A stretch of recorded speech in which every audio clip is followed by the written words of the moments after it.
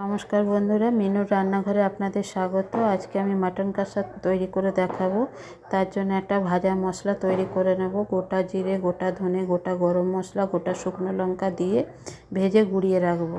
এবার মাটনটাকে ভালো করে ধুয়ে তাতে একটু মশলা মাখিয়ে রাখবো। জিরে, ধনে, শুকনো কাশ্মীরি লঙ্কা, আদা রসুন বাটা দিয়ে ভালো করে মাখিয়ে ঘন্টাখানেকের জন্য রেখে দেবো।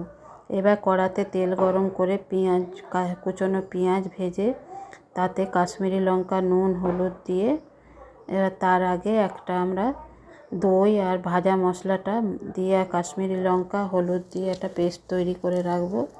এবার কড়াতে কাশ্মীরি লঙ্কা, নুন, হলুদ দিয়ে একটু ভালো করে কষিয়ে টমেটো বাটা দিয়ে আর আদা রসুন বাটা দিয়ে একটু কষাবো। ভালো করে কষানো হলে তাতে মাটনগুলোকে দিয়ে আবারও ভালো করে কষিয়ে নিয়ে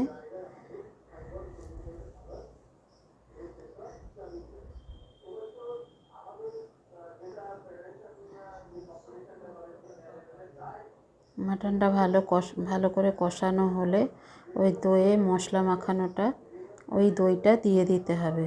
দইটা দিয়ে আবারও ভালো করে কষিয়ে নিতে হবে।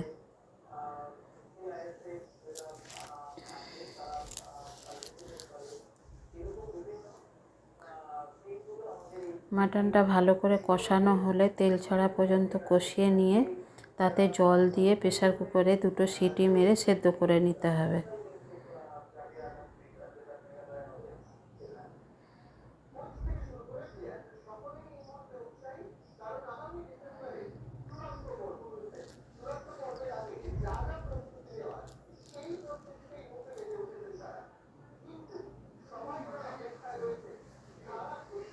ভালো করে সেদ্ধ হয়ে আসলে আর জলটা একটু শুকনো হয়ে আসলে তাতে গরম মশলা গুঁড়ো আর ধনেপাতা দিয়ে ভালো করে নাড়িয়ে নিয়ে